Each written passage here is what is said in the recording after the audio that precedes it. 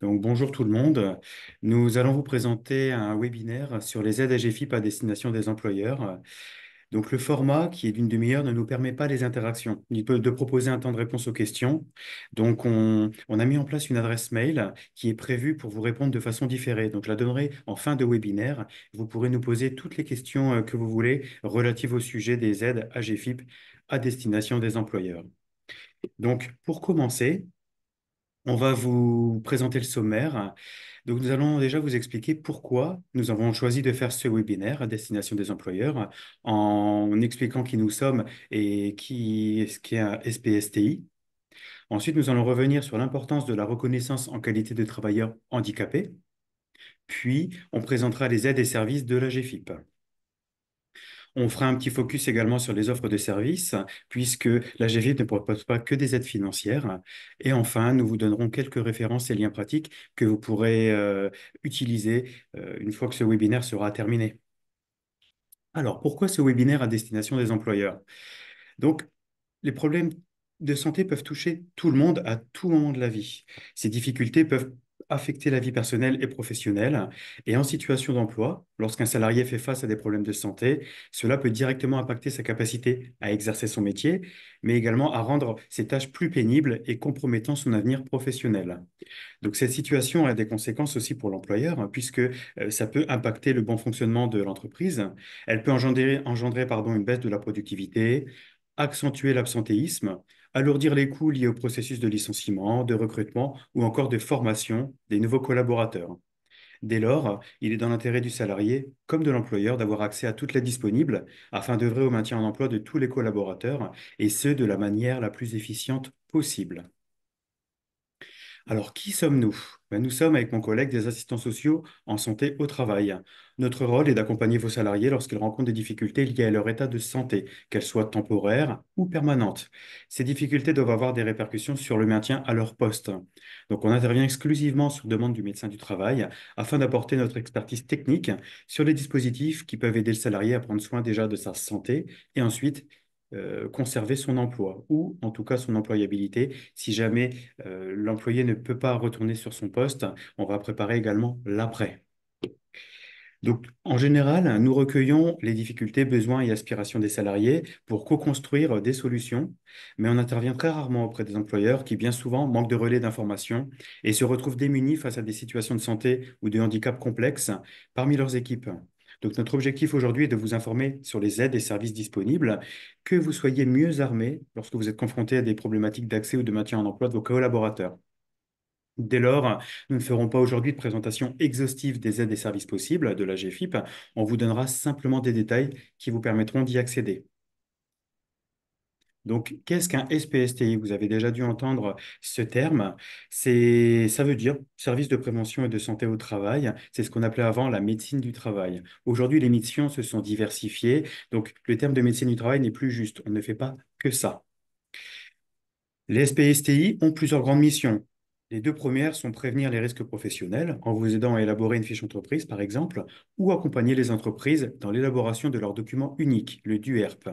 Mais aujourd'hui, nous aborderons plutôt les missions de suivi de la santé des salariés via les visites médicales obligatoires et la prévention de la désinsertion professionnelle avec le soutien des salariés dont l'état menace l'emploi. Généralement, le médecin du travail, c'est le professionnel que vous identifiez le plus, mais il faut savoir qu'il n'agit pas seul. Ce dernier bénéficie d'une équipe pluriprofessionnelle qui l'aide et l'accompagne dans ses prises de décision. Elle est composée d'infirmières, d'ergonomes, d'assistants sociaux et de psychologues du travail.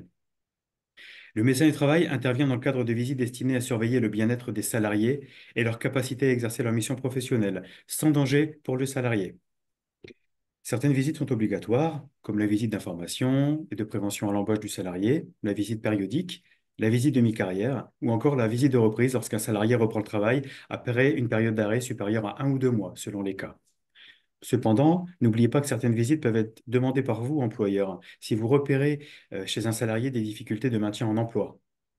Ces visites permettent aux médecins du travail de vérifier que l'état de santé des salariés est compatible avec le poste qu'ils exercent. Ça lui permet de pouvoir vous recommander des aménagements qui lui semblent nécessaires à la bonne poursuite du poste et d'orienter le salarié vers les soins si la poursuite ou la reprise du travail n'est pas possible pour le moment.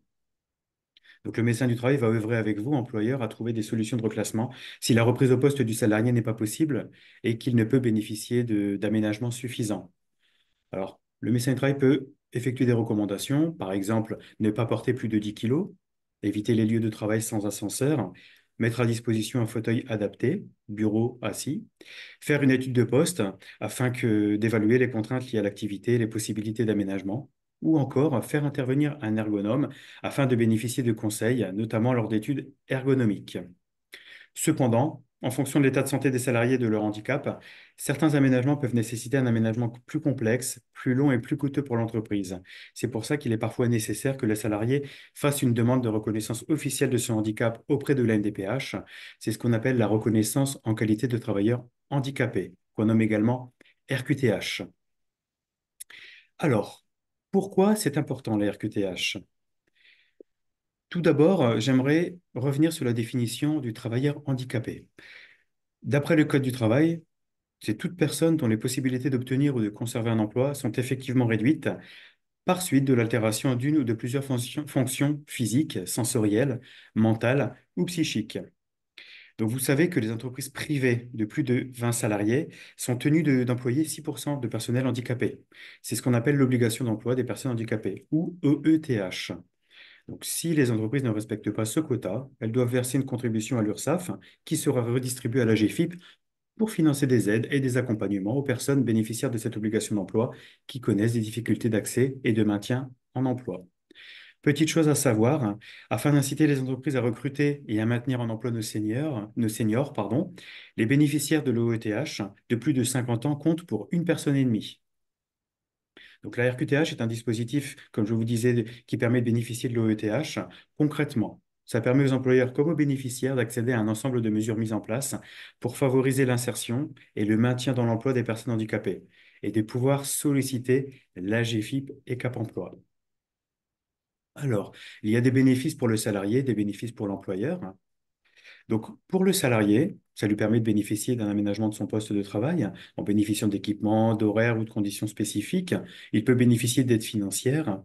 Il bénéficie d'une protection renforcée de l'emploi avec la RQTH et il a un accès facilité à la formation afin de pouvoir développer son employabilité pour rester dans l'entreprise ou alors à des fins de reconversion. La RTH a des bénéfices également pour l'employeur. Il permet, comme je vous disais tout à l'heure, de réduire vos contributions à la GFIP, puisque vous remplissez l'obligation d'emploi des travailleurs handicapés, donc vous avez moins de contributions financières à payer. Vous pouvez bénéficier, vous, directement d'aides financières et de subventions pour financer l'aménagement des postes. Vous pouvez avoir des appuis et des conseils spécialisés par des organismes spécialisés dans le maintien en emploi des personnes reconnues handicapées.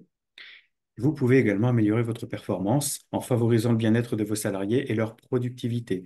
Je tiens à préciser également que ça rajoute aussi à votre image de marque de pouvoir mettre en avant l'inclusion dans vos politiques de recrutement et dans le bien-être de vos salariés, dans la mise en place de tout ce qui pourra leur permettre de se sentir bien au travail.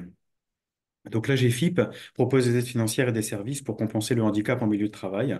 Elle peut financer des aménagements de poste, des aides techniques, des formations, toujours destinées à faciliter le maintien en emploi. Cap Emploi, quant à lui, accompagne les personnes en situation de handicap pour favoriser leur insertion professionnelle et leur maintien en emploi en intervenant directement auprès de vous, employeurs, et auprès des salariés afin d'évaluer les besoins, proposer les aménagements de poste et des formations pour un accompagnement adapté. Donc, pour faire simple, la GFIP, c'est davantage un organisme de financement qui soutient l'insertion professionnelle par des aides financières et des services, tandis que Cap Emploi est un acteur de terrain qui accompagne directement les personnes handicapées et les employeurs dans la recherche et le maintien d'emploi. Donc, nous allons parler des aides et services de la GFIP. Je vais commencer par les aides de la GFIP. Alors, elles ont pour objectif de sécuriser les parcours professionnels des salariés en situation de handicap et compenser le handicap dans l'emploi. Je rappelle qu'elles ne sont pas automatiques, mais attribuées selon la situation individuelle des salariés, et parfois elles nécessitent une prescription par un organisme spécialisé, c'est-à-dire que vous ne pouvez pas forcément, vous, solliciter directement toutes les aides. Il faudra passer par Cap Emploi, par exemple, afin d'avoir une prescription. Donc, ces aides de la GFIP complètent les aides légales et extralégales existantes. Elles interviennent en dernier recours, d'accord? S'il y a des aides à solliciter auprès de la MDPH, auprès de l'assurance maladie, auprès des mutuelles également, il faudra les solliciter en priorité et ensuite faire une demande auprès de la GFIP. Donc, ces aides s'adressent aux salariés comme aux entreprises de droit privé. Il faut simplement que les entreprises exercent sur le territoire national, qu'elles soient soumises au droit français et qu'elles soient à jour de leurs cotisations sociales et de leurs contributions relatives à l'OETH. Donc, les aides de la GFIP peuvent être demandées de manière rétroactive sur 6 mois. Il faut le savoir. Simplement, la GFIP conseille quand même d'obtenir un accord avant d'engager les frais. Donc, pour vous présenter les aides de la GFIP, on a décidé de les classifier en 3 catégories pour que ce soit plus intelligible pour vous. On a créé donc les 3 catégories. Donc, je vais commencer par les aides spécifiques à l'embauche. Donc, il y a 2 aides qui existent uniquement pour l'embauche. C'est pour aider à l'embauche des contrats d'apprentissage et aider à l'embauche des contrats de professionnalisation. Sachez que vous pouvez avoir jusqu'à 3 000 € en fonction de la durée du contrat. Sachez qu'il faut qu'il soit au moins de 6 mois, hein, qu'il ait une durée minimale de 6 mois et que la quotité horaire, hein, soit de minimum 24 heures par semaine. Donc, vous voyez dans le tableau, si vous accueillez un contrat d'apprentissage pendant 6 mois, vous pouvez obtenir une aide de 500 euros. Si le contrat d'apprentissage dure 30 mois, à ce moment-là, vous pouvez avoir jusqu'à 2 100 euros. Donc ensuite, les aides à l'embauche et au maintien dans l'emploi, c'est-à-dire qu'elles peuvent s'appliquer pour l'accès à l'emploi et également pour s'y maintenir. Donc la première aide, c'est souvent la plus importante, c'est l'aide à l'adaptation des situations de travail des personnes en situation de handicap. Donc elle intervient dans une logique de compensation du handicap afin de favoriser l'accès et le maintien en emploi. Elle intervient sur 2 volets. Adapter le poste de travail d'une personne en situation de handicap, ça fonctionne également pour le télétravail, et ça permet de prendre en charge le surcoût des équipements spécifiques mis à disposition. Donc, cela concerne les mesures techniques, par exemple la mise à disposition d'un bureau assis debout, une transcription en braille. Ça permet des aménagements humains, la mise à disposition d'un interprète, d'un auxiliaire professionnel, et ça permet également de mettre en place des aménagements organisationnels en permettant une réorganisation des tâches et des modalités de travail, ou mettre en place le télétravail. Il y a beaucoup de salariés qui aujourd'hui ont des aménagements en 100% télétravail, du fait de leur situation de santé. Donc, pour solliciter cette aide, le salarié doit avoir un avis du médecin attestant un risque d'inaptitude à occuper son poste de travail ou alors le besoin de mettre en place des mesures de prévention spécifiques pour prévenir certains risques. Il est donc important, lorsque vous faites votre demande d'aide, d'étayer précisément les répercussions du handicap de la personne sur le poste en question et les besoins d'adaptation nécessaires pour y remédier. Donc, je vous précise, même si je pense que vous vous en doutez déjà, que cette aide ne remplace pas votre obligation légale de prévenir les risques professionnels et d'améliorer les conditions de travail de vos salariés, et encore moins de mettre aux normes au niveau de l'hygiène et de la sécurité. Sachez que cette aide, qui n'a habituellement pas de plafond déterminé, est limitée jusqu'à fin 2024 à 90% du surcoût pour l'employeur. En effet, la GFI prend en compte des problèmes budgétaires, donc on espère que la situation revienne à la normale pour 2025. Une autre aide, l'aide à l'accueil, à l'intégration et à l'évolution professionnelle des personnes en situation de handicap. Donc, elle peut être demandée à l'embauche du salarié et jusqu'à 9 mois après sa prise de fonction. Elle concerne les salariés en CDD de 6 mois ou plus, les CDI qui ont un contrat au minimum de 24 heures par semaine. Donc, elle intervient sur 2 volets, l'accueil et l'intégration des nouveaux personnels en situation de handicap et l'accompagnement à un nouveau poste pour un salarié déjà présent, qui doit s'adapter à une évolution dans l'entreprise, qui doit bénéficier d'une mobilité professionnelle, par exemple, ou alors tout simplement qui voit son poste initial changer au niveau de ses caractéristiques. Donc, pour demander cette aide, l'employeur doit rédiger un plan d'action, comme une fiche de poste, mais adaptée au handicap. Vous devez décrire les mesures mises en place pour accompagner personnellement le salarié. Donc, ça peut indiquer les actions mises en place pour le salarié, mais également pour former le manager ou, par exemple, sensibiliser les équipes au handicap. Hein, ça rentre dans le champ d'intervention de l'aide. Attention, cette aide ne remplace pas non plus l'obligation légale de l'employeur de mettre en œuvre les conditions d'accueil et de travail favorables pour ses employés. Elle intervient bien en complémentarité. Sachez qu'elle est cumulable avec les autres aides de la GFIP et elle est renouvelable sous condition. Donc, vous pouvez obtenir jusqu'à 3 150 euros. Autre aide très importante, c'est l'aide liée à la reconnaissance de la lourdeur du handicap. Donc, une fois que tous les aménagements ont été réalisés de façon optimale, c'est important, il est possible pour l'entreprise de solliciter une aide financière supplémentaire qui est destinée à compenser les charges importantes qu'elle supporte. Donc, l'employeur peut demander une aide financière au titre de la reconnaissance de la lourdeur du handicap, qu'on nomme aussi RLH, de son salarié. Il faut expliquer les aménagements réalisés et les charges supportées. Sachez que les charges doivent être supérieures ou égales à 20% du SMIC brut. Donc, une fois que la reconnaissance de la lourdeur du handicap est accordée d'un point de vue administratif, l'employeur peut faire une demande d'aide financière qui peut être normale ou majorée en fonction des situations et de l'évaluation de la GFIP. Concrètement, vous pouvez bénéficier d'un montant de remboursement forfaitaire annuel pour une aide normale de 550 fois le montant du SMIC horaire pour un emploi à temps plein et pour une aide dite majorée, 1095 fois le SMIC horaire. Sachez qu'en cas de travail à temps partiel, l'aide est proratisée. Si vous l'obtenez, elle est accordée pour 3 ans et elle est versée tous les 3 mois sur déclaration des heures de travail réalisées. Sachez qu'elle est également renouvelable. Enfin, les aides spécifiques au maintien en emploi et à l'employabilité des salariés. Nous en avons recensé trois importantes à vous présenter. Donc, il y a l'aide à la formation des personnes en situation de handicap dans le cadre du maintien en emploi. Donc, cette aide, sachez qu'elle a vocation à favoriser le maintien en emploi de vos salariés en risque d'inaptitude par une montée en compétences ou une qualification. Son montant est déterminé par les fonds, par les coûts de formation estimés et les autres financements qui sont mobilisables. Par exemple, le compte personnel de formation, Transition Pro, qui était avant Fonds Gessif, et également de la participation de l'employeur qu'il souhaite mettre. Donc, cette formation peut être dispensée en interne ou alors déléguée à un organisme de formation. C'est tout à fait possible. Sachez que le salarié doit avoir un avis du médecin du travail attestant que son état de santé ou son handicap est de nature à remettre en cause son aptitude à occuper son poste de travail. Autre aide qui ressemble à celle que je viens de vous présenter, c'est l'aide à la formation des personnes en situation de handicap dans le cadre du maintien de l'employabilité cette fois-ci. Donc cette aide a vocation à préserver l'employabilité de la personne en situation de handicap dans l'avenir. Elle permet concrètement d'anticiper les futurs besoins d'évolution de compétences afin d'éviter l'apparition de risques d'inaptitude, lorsqu'on peut prévoir par exemple l'aggravation d'un handicap ou encore attendre une évolution de la situation de travail. Donc cette aide est différente de l'aide dans le cadre du maintien à l'emploi parce qu'elle couvre les besoins futurs du salarié. Elle est moins urgente, alors que l'aide au maintien en emploi que je vous ai présenté précédemment, elle couvre les besoins immédiats du salarié pour occuper son poste actuel. Enfin, dernière aide que l'on peut vous présenter, c'est l'aide à la recherche et à la mise en œuvre de solutions pour le maintien dans l'emploi des salariés en situation de handicap. Alors, cette aide, elle a été suspendue par la GFIP jusqu'à la fin de l'année, toujours à cause de leurs problèmes budgétaires. Simplement, on souhaitait quand même vous la présenter car elle peut être reconduite en 2025. Hein, pour l'instant, nous n'avons pas d'informations à ce sujet.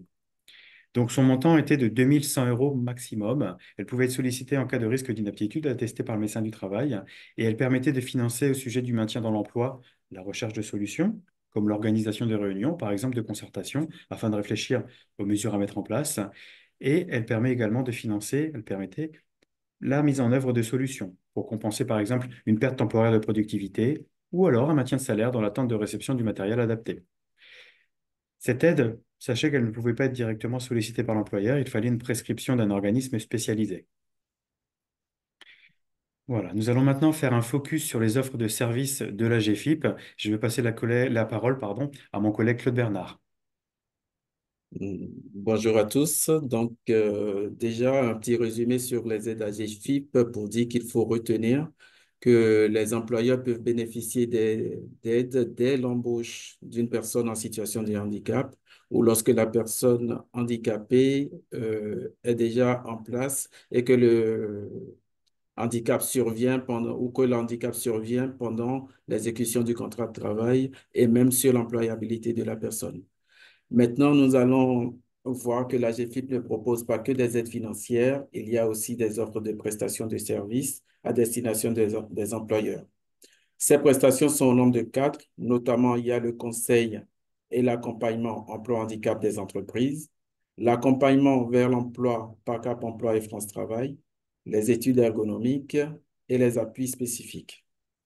En ce qui concerne le service de conseil d'accompagnement emploi handicap des entreprises, Ce service permet de bénéficier de conseils spécialisés et personnalisés pour vous aider à intégrer le handicap dans votre politique RH ou vous aider à développer des projets en faveur des personnes en situation de handicap.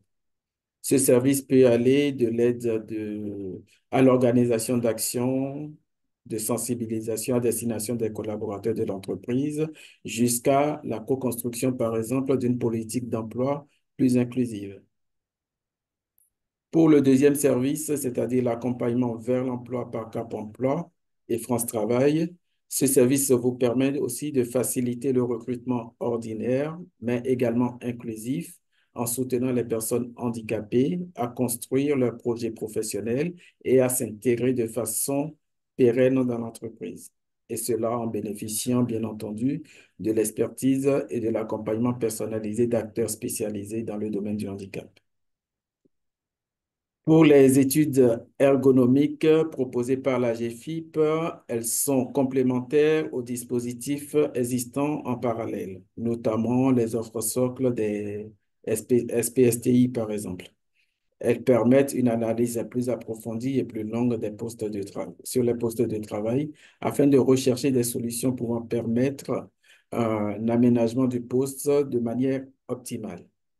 La spécificité, par contre, de ce service est qu'il ne peut pas être sollicité directement par l'employeur. Il faut forcément une prescription par un acteur conventionné qui a déjà commencé à travailler sur le handicap avec l'entreprise. Enfin, le dernier service, ce sont les appuis spécifiques qui sont aussi proposés par la GFIP. Et ces appuis spécifiques permettent de bénéficier d'une expertise plus approfondie des difficultés rencontrées par le salarié en situation de handicap afin d'établir un diagnostic plus précis des handicaps, qu'ils soient moteurs, psychiques, sensoriels, mentaux ou même de troubles du neurodéveloppement. Maintenant, je vais vous parler des aides que peuvent solliciter directement le salarié en situation de handicap. En effet, outre les offres de services en direction des employeurs que nous venons de vous présenter, il y a des aides à solliciter directement par les salariés bénéficiant de l'obligation d'emploi des travailleurs handicapés. On a trouvé qu'il était important de vous en parler afin que vous puissiez les porter à la connaissance de vos salariés en difficulté. Les salariés peuvent donc bénéficier d'aides humaines et techniques en compensation de leur handicap pour bien entendu, préserver leur autonomie dans leur parcours professionnel. Il faut noter que ces aides humaines et techniques entrent dans le cadre de l'aide à l'aménagement de la situation de travail si celles-ci sont en lien avec un aménagement spécifique avec le poste de travail. Il faut aussi savoir que les salariés peuvent également obtenir une aide financière pour acquérir, par exemple, des prothèses auditives. Enfin, il y a une aide très importante que peut solliciter un salarié dont on doit vous parler. Il s'agit de l'aide au déplacement en compensation du handicap. Cette aide cette aide permet de mobiliser jusqu'à 12 000 euros par an, par exemple, pour pouvoir soit aménager un véhicule personnel ou celui d'un tiers accompagnant, avoir une prise en charge des frais de taxi, de VTC ou de transport adapté, et enfin, un remboursement des frais kilométriques engagés par un aidant. Voilà en ce qui concerne les aides que peuvent solliciter directement le salarié. Pour finir, je vais maintenant vous parler de comment faire une demande d'aide à GFIP.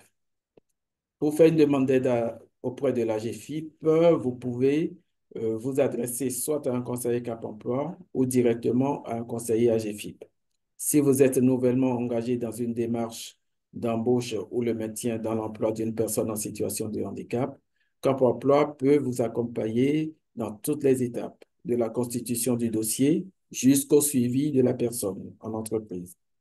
Le réseau Cap Emploi est spécialisé dans le conseil aux employeurs et propose un soutien personnalisé. Il suffit de contacter l'agence Cap Emploi de votre département. Un conseiller vous guidera ensuite dans les démarches de demande d'aide. Si vous vous êtes déjà, par contre, si vous êtes déjà familiarisé avec les dispositifs de la GFIP ou si vous avez un besoin spécifique immédiat, vous pouvez directement faire une demande en ligne depuis le site web ou par courrier. En ligne, il faut en premier lieu créer un compte sur le site de la GFIP, puis aller sur la page dédiée et renseigner le profil de l'employeur et le profil du salarié. Ensuite, il faudra sélectionner l'aide que vous voulez solliciter et déposer les pièces justificatives qui vous seront demandées selon l'aide que vous demandez, bien entendu. Si l'aide est acceptée, elle vous sera versée sous forme de virement bancaire. D'accord? Par contre, lorsque vous faites la demande par courrier, les dossiers papiers sont disponibles auprès des délégations régionales de la GFIP. Et en Île-de-France, par exemple, la délégation se situe au 24-28 Villa Baudran et au 21-37 rue de Stalingrad dans le 94 à Arcueil. Personnellement, si je dois vous recommander quelque chose, ce serait de solliciter dans un premier temps Cap Emploi afin de bénéficier d'une expertise et d'un accompagnement approfondi, notamment si vous avez besoin de conseils spécifiques et avisés sur l'adaptation des postes ou le processus de recrutement de personnes handicapées. Je vais laisser la parole à Gary qui va maintenant vous présenter les différents liens pour, qui vous seront utiles dans les demandes d'aide. Voilà, exactement. Donc pour finir ce webinaire, merci Claude Bernard, on va conclure sur les références et liens utiles pour vous. Alors, je n'en ai pas mis beaucoup, juste l'essentiel, puisque vous pouvez aller sur un moteur de recherche et trouver facilement, comment dire, les différents partenaires. Cependant, il me semblait important euh, comment dire, de vous remettre l'adresse et les coordonnées de la GFIP. Voilà, vous pouvez leur téléphoner, vous pouvez aller directement sur le site web. Vous verrez toutes les aides financières et les services de la GFIP sont très bien présentés et vous verrez que c'est très accessible aussi l'espace pour faire votre demande d'aide en tant qu'employeur pour votre salarié. Je vous ai remis également l'annuaire des agences Cap Emploi, hein, pour que vous puissiez vous adresser au Cap Emploi de votre département. Sachez que voilà, chaque Cap Emploi fonctionne par département. Je vous ai rappelé l'adresse département.mee, qui veut dire maintien en emploi, @prevlin.com. À cette adresse, vous pouvez envoyer toutes vos questions à l'issue de ce webinaire, hein, d'accord? S'il y a des choses que vous n'avez pas bien comprises, qui n'ont pas été suffisamment explicitées, ou vous souhaitez avoir plus d'informations, ou tout simplement d'autres questions relatives au maintien d'emploi, vous n'hésitez pas à saisir notre cellule de maintien d'emploi à cette adresse.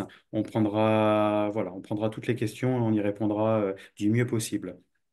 Je vous ai également ajouté un QR code, puisqu'on est en 2024, on essaye d'entrer dans la modernité. Voilà, c'est un choix de Prevlink. Voilà. Et sachez qu'il y a un guide PDF qui présente toute l'offre de services et d'aide financière de la GFIP, qui date d'août 2024. Alors, il est remis à jour régulièrement. Sachez que voilà, je vous ai mis le QR code pour que vous ayez juste à le scanner et à télécharger le PDF qui est à jour.